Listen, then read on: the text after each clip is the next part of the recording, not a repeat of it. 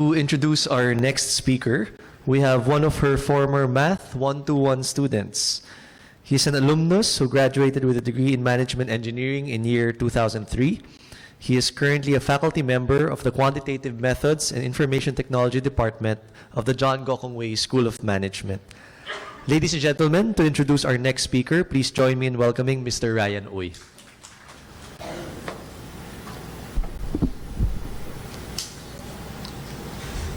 I'm willing to pay.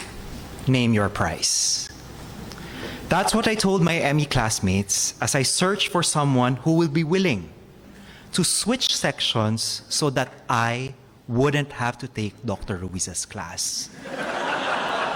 That was in my junior year.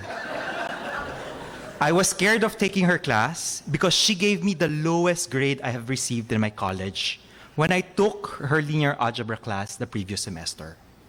I felt really bad about the C that I got in that class because it was an elective. Yes, I didn't have to take that class. I felt that it was unnecessarily difficult and that she was stingy with partial points. Every student here knows how that feels.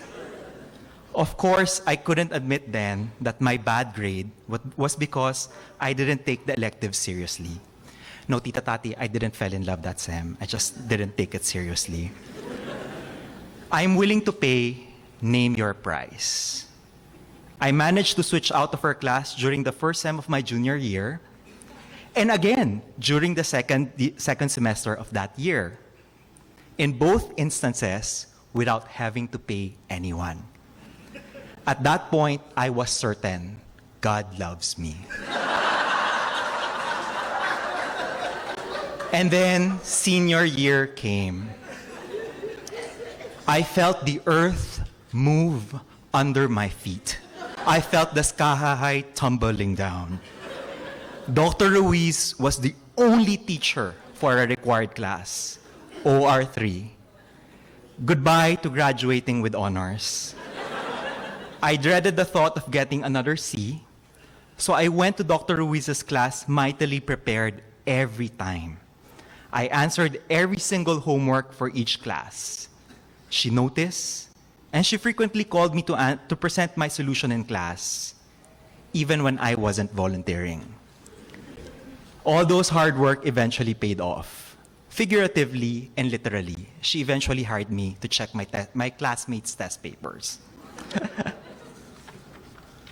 I'm sharing this story to emphasize how the very simple concept of fairness in our classroom can have a lifelong impact. For me, Dr. Ruiz exhibited fairness by coming to class prepared, by teaching in a manner that would ensure students understand, and by giving exams that truly determines if a student deserves a low or high grade. She doesn't curve grades. She once told me that it is a teacher's job to ensure that exams are fair. It's our job as teachers to ensure our exams are fair. It's not the job of Microsoft Excel. The injustice around us should motivate us to model fairness, particularly in emphasizing that hard work does pay off. I learned that from Dr. Ruiz because an A in her class is not cheap, but it is achievable. It is something one can truly be proud of. Above and beyond everything I said, I am most grateful to Ma'am for sharing with me the grace of second chances. During my interview to teach at the math department, then Chair Dr. Jumela Sarmiento asked me, "What is your lowest math grade?" I replied, "I got a C in linear algebra under Dr. Ruiz, but she also gave me an A in OR3. She wasn't convinced. She mumbled, "C in linear algebra." So I quickly followed up and said, "By the way, she's also recommending me for this job." I learned from Ma'am that people deserve second chances because she gave that to me. And whenever I remember that, it humbles me into giving second chances too. Ladies and gentlemen, I am proud to introduce the last dean of the School of Arts and Sciences, which is now the entire Loyola Schools. Metrobank Outstanding Teacher Awardee and Lux Indomino Awardee. Please welcome Professor Emeritus Dr. Mericha Ruiz. Maybe some of you are too young to know about the Beatles, or do you know? I want to explain the title of my talk. There is a song, I think the title is When I'm 64, and there are several lines there which say, will you still need me? Will you still feed me when I'm 64? Okay, the number 54 there is not my age. It's the number of years I have been teaching in Ateneo.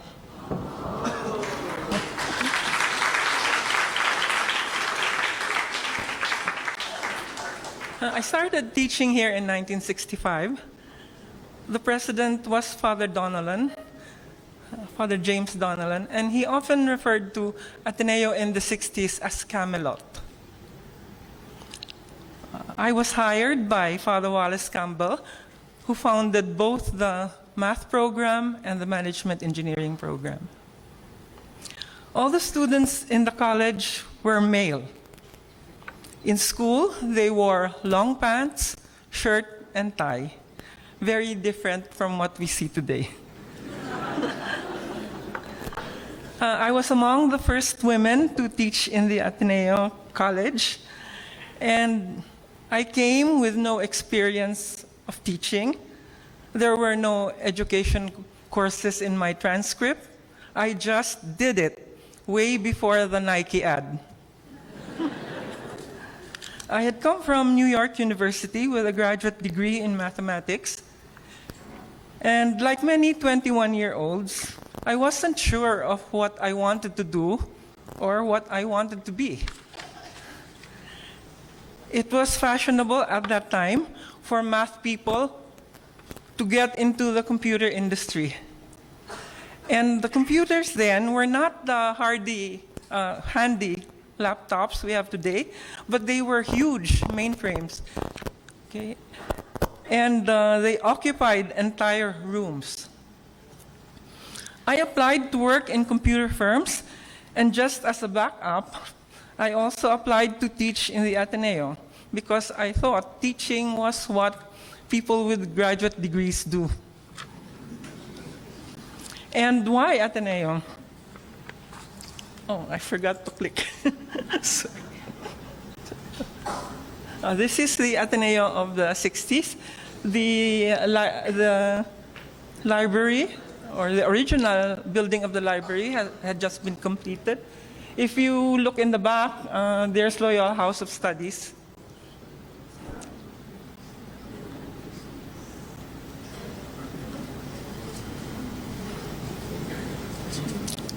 Okay. So I applied to computer firms and to teach in Ateneo as a backup.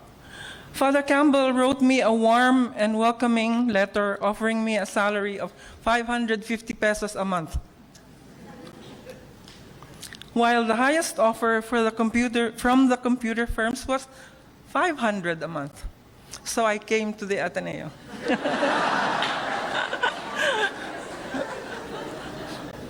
When I arrived in the summer of 1965, the math department was running a summer institute for teachers, and Father Campbell asked me if I would teach a course. And I agreed, and surprise, who should be sitting in the class but my grade 4 math teacher from the College of the Holy Spirit. It was a very awkward first class. When I started to teach the junior and senior math majors in the regular semester, it took me 5 hours to prepare for every 1-hour lesson. I tried to anticipate all the questions they would ask. But then I received such a positive response from them that I started to like being in Ateneo. Of course, I knew that initially the response had been due to the fact that I was among the first female teachers, and so it was a novelty to have a woman to teach the class. Also, I had... Oh, I forgot. Sorry. Okay, let me just explain that. I applied to Ateneo and not to LaSalle because I had a fascination for Ateneo and Ateneans very early on. I lived close to 3 cousins, male cousins, who all went to Ateneo. And one of them was the manager of the varsity basketball team. So when tickets were available, my aunt would bring me to Rizal Memorial Coliseum to watch the games. And I was 8 years old. And the song then was not Down from the Hill. The victory song was Blue Eagle the King. And so that's why I applied to Ateneo for teaching.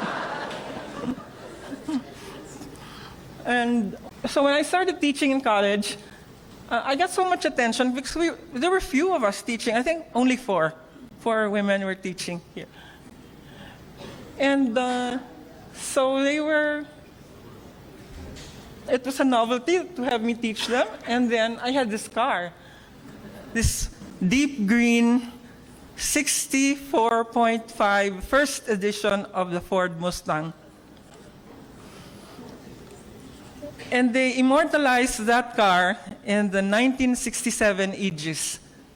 So that's the picture there. And the caption says, wherever Mary went, her Mustang was sure to go. And they gave me this nickname. They called me Mustang Mary. Okay. Since I was only 2 years older than my first students, they had to test me by playing jokes on me. So one day, they all looked so expectant, as if they knew a secret that only I did not know. They had placed an alarm clock under the teacher's desk. And they set it to ring halfway through the class. But it never did. So they were very disappointed. Another time,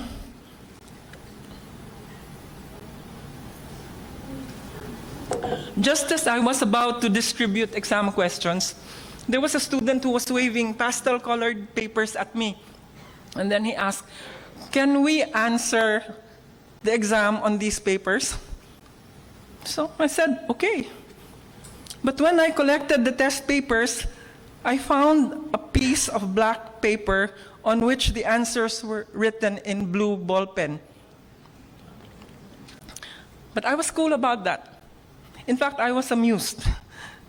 And I regarded these silly jokes as a form of response.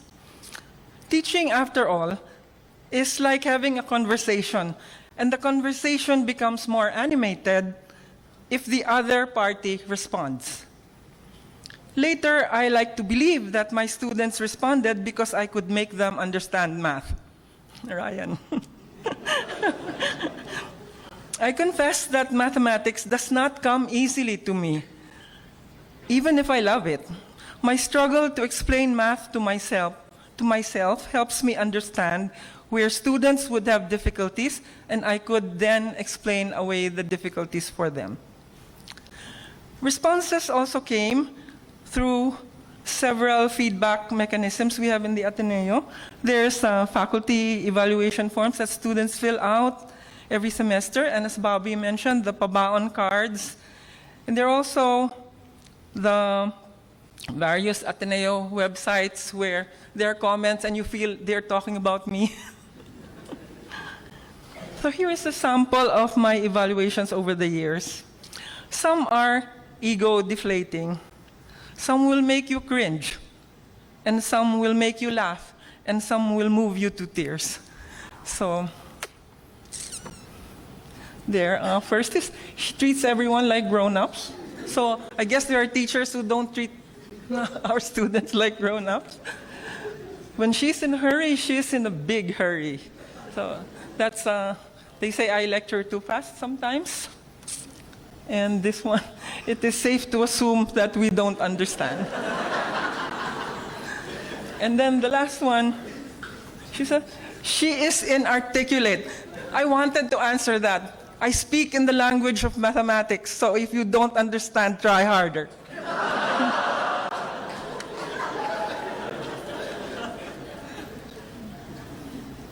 Oh, these are the flattering ones.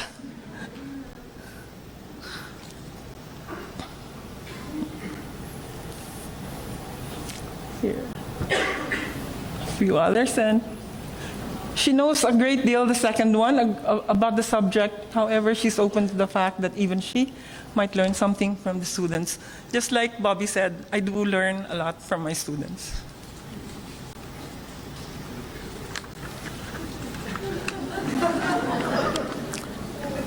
That one is a tearjerker. She is like the mother I never had. I don't know who the student was. This is anonymous. No. And then here's one from somebody who's now a Jesuit. He says, I don't really remember what you taught us in OR. But I do remember this one thing, and I used it in my homily when I sent off the JVP on their mission. Here's a letter after 20 years, 20 years after graduation. So he says that what you taught is not all just math stuff. They really have applications. And this funny comment from one class, 1981.5, OR is like PE and theology. Mapapatakbo ka sa bilis, mapapadasal ka sa hirap.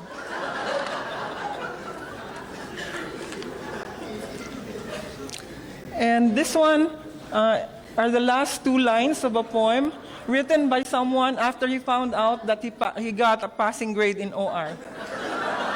Mary Jo Ruiz, kaya kita.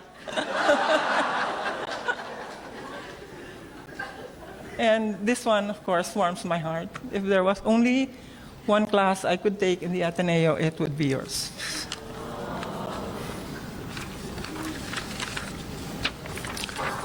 In the late 1990s, when I was Dean of the School of Arts and Sciences, I received responses of a different kind from former students.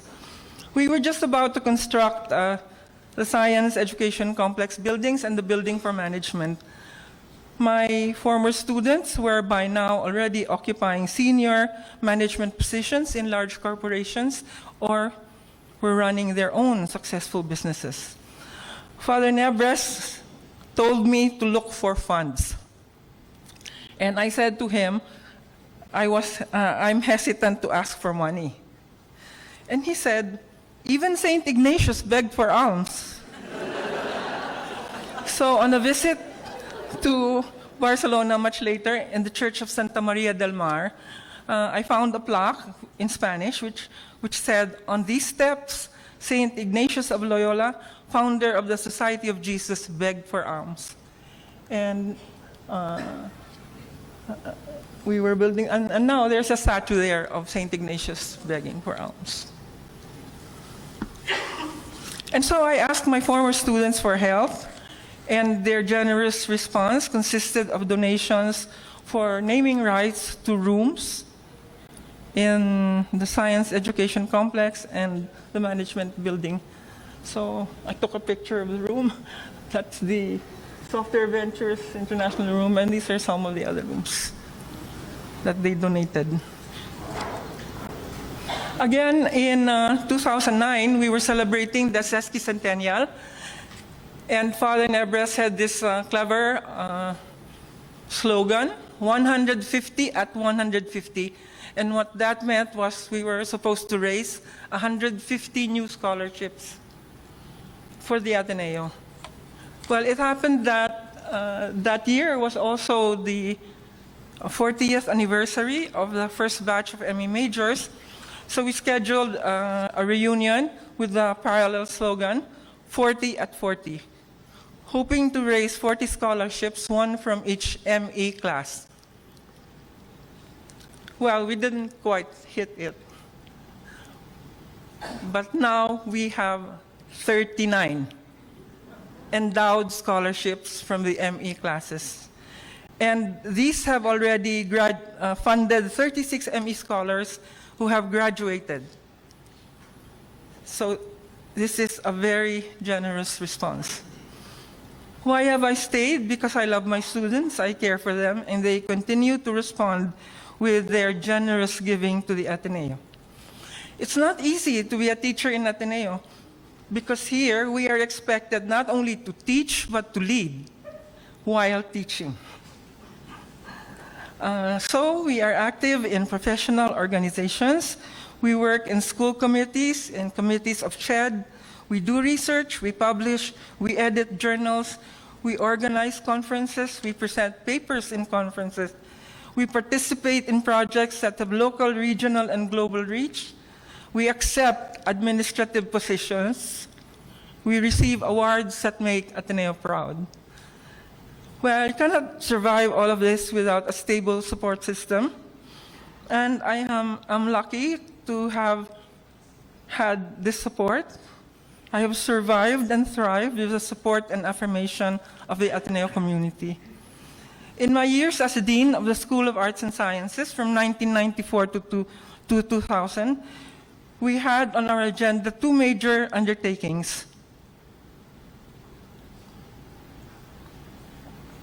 The core curriculum review, the first since the core was established in the 1950s. And the second was the restructuring of the School of Arts and Sciences into the 4 schools that we have now. Both of these involved very long processes which required the participation of the entire community. The first took 2 years, and the second took up the rest of my term. These were stressful times because we had so many major differences, but we managed to address them through consultation, conflict resolution, negotiation, team building, and because of the intense involvement of everyone in these processes, most of us owned the final products, including Father Roque Periols and Father George Gorospe. In those years, the Ateneo School of Arts and Sciences was blessed with the right people at the right time, very talented, very generous, and firmly committed to the Ateneo. It was a movement of grace that enabled us to accomplish these two things. My support system then and now include my math department family. You'll see Father Nebres there in the back. Father Nebres gave me the biggest challenges, but also provided me with the greatest opportunities for growth. And there's my ME family and extended John Gokongwei School of Management family. And finally, my companions on this journey. Rudy is there and Eddie Boy is there. At 21, I had no real dreams for my life. God's grace brought me to the Ateneo. Like the Jesuits, I am here to love and to serve. Thank you.